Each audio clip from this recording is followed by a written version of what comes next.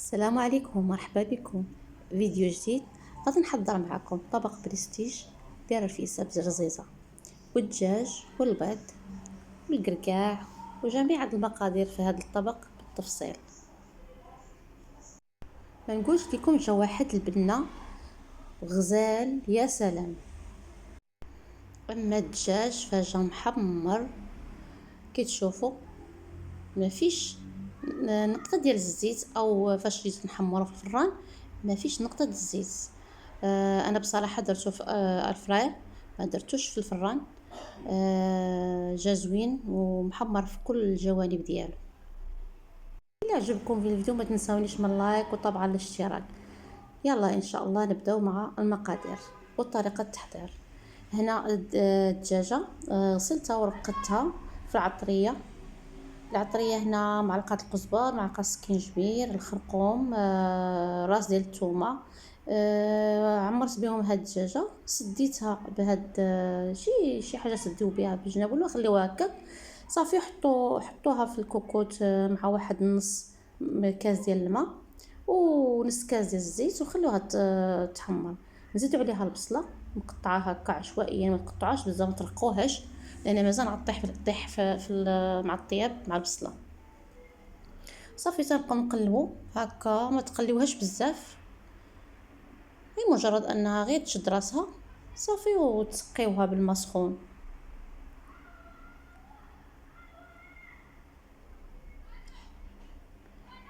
صافي هنايا جبت الحلبه تنقيها،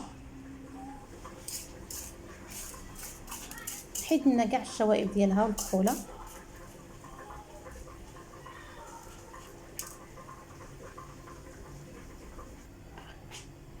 هاتوا البنات بعد ما نقيتها غنحطها في هذا الماء طايب، نحطها في الماء غليان ونديرها فوق البوطه تطبخ مزيان، تحيد منها هذيك المروره ديالتها وتلون باش ما تجيش فقعه في الطياب. هانتوما الحلبه طيبتها مزيان وغنصفيها. هانتوما كي ولات، ودابا غنعملوها في الكوكوط مع الدجاجه.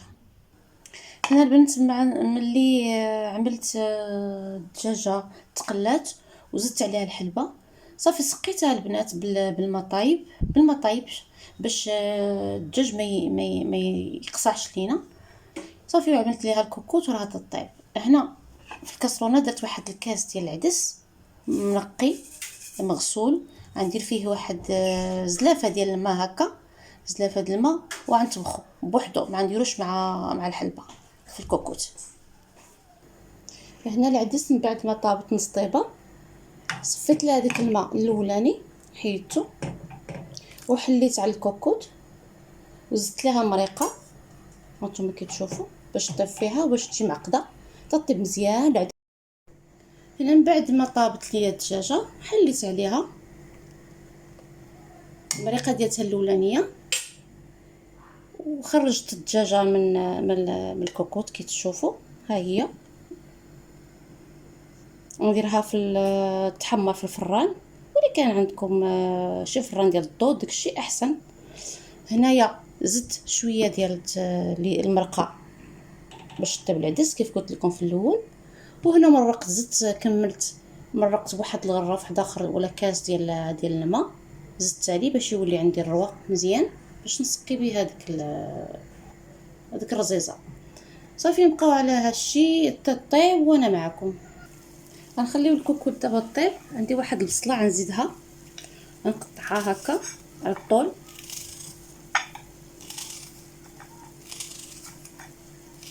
وغنزيدها في الكوكوط مع هذاك الماء اللي بقى من بعد ما حيدت الدجاجه، حيت البصله في الاخير بحال هكا تتبقى ملي تيسقي هذيك الرفيسه تتبقى هذيك البصيله زوينه دايره تما هكاك مزيانه مع العدس ومع الحلبه. دابا نلوحو البصله هنا في الكوكوط باش طيب معاها بلا ما نسدو عليها، خليه غير هكاك. وبعد واحد ربع ساعه ملي طيب مزيان البصله في هذا الرواق نزيدو عليه واحد المعلقه ولا 2 معالق ديال العشوب يتسموا راس الحانوت باش يعطيو اللذه ويعطيو البنه. هنا العدس ديالنا ها هو تيطيب، خليه يطيب مزيان ويتعسل باش نحطوه فوق من الرفيسه. كذلك غنسلق واحد 3 البيضات، ما نكثرش بزاف لان العائله ديالتي ما تبغيش البيض. المهم غنسلق 3 اللي حبيتوه سلقوه، غطيتو 4 5، المهم على حسب العائله. هذه الرزيزه اللي عندي في هذا الطبق غنفورها، نرجع نفورها عاوتاني. درت الكسكاس، درت الجزء الاول فورته، تطلع فيه غير البخار شويه ديال السخونيه ونحيدو باش تسخن نيت اصلا، باش تسخن لانها كانت بارده، لابد ما تسخن باش يجي الطبق مزيان. هنا الكوكوطه تغلى، دير فيها 2 معالق اللي قلت لكم ديال العشوب راس الحانوت،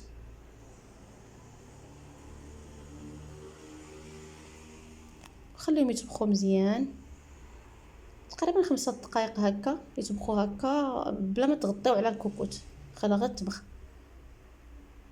منها تشوفوا واش الروا هو هذاك ما جاش كان ناقص، زيدوا ليه واحد كاس ديال الماء. هنا للتزيين درت الكركاع قسمته على 2، البيض داك البيض اللي سلقت قبيله غنقسموه على 2 حتى هو، وغنبداو في التزيين الطبق ديالنا.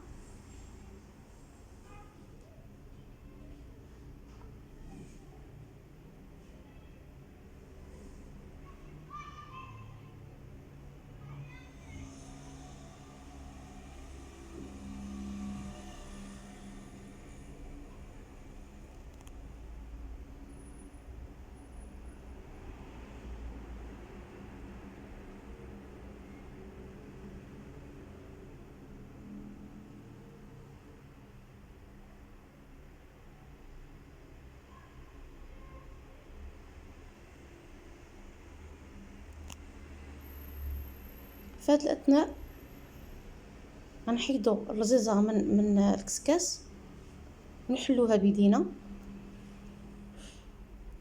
واخا سخونه ماشي مشكل.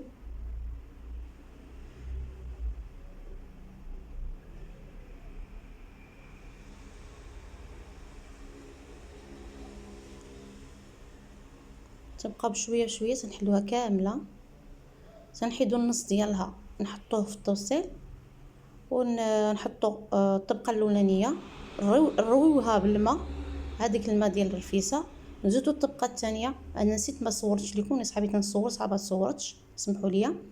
نزيدو الروا فوق منه، عاد نجيبو الدجاجه نحطوها. المهم نتوما مع نتوما مع التزيين.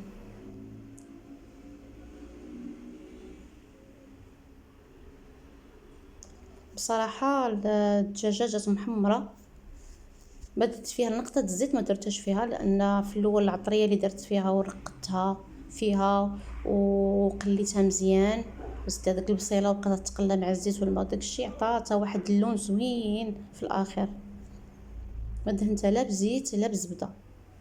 صافي نجيبو هذيك الحلبه والبصله اللي كانت في الكوكوط، نبقى نزينوها بالجنيبات.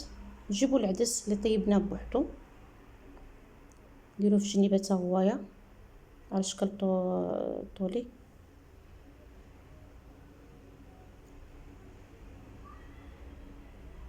تنكملوا هذا التزيين اللي معنا، وهانتم معنا يلا.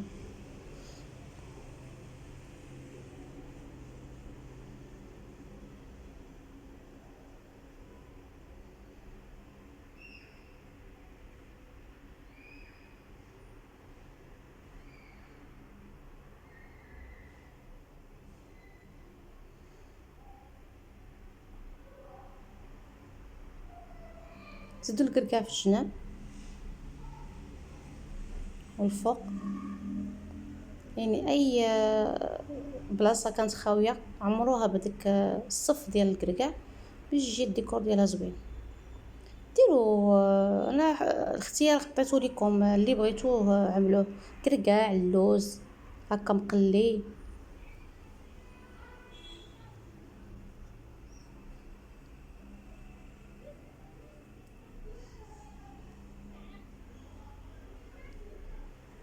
نبقاو هكا تنكملو هاد الطبق.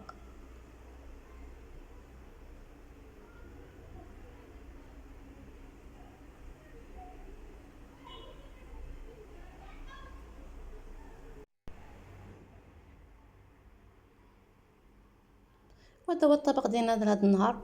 نتمنى ينال الاعجاب ديالكم. ما تبخلوش ليا على اللايك والاشتراك، واللي ما دارش اللايك ودار الاشتراك يعملو. الله يجزاه بخير. ولا عنده شي تساؤل وما عجبوش شي حاجه في الفيديو قولها لي، ولا شي ملاحظه ولا شي اكله بغاها نديرها، مرحبا والف مرحبا. نتمنى لكم كل خير والسلام عليكم.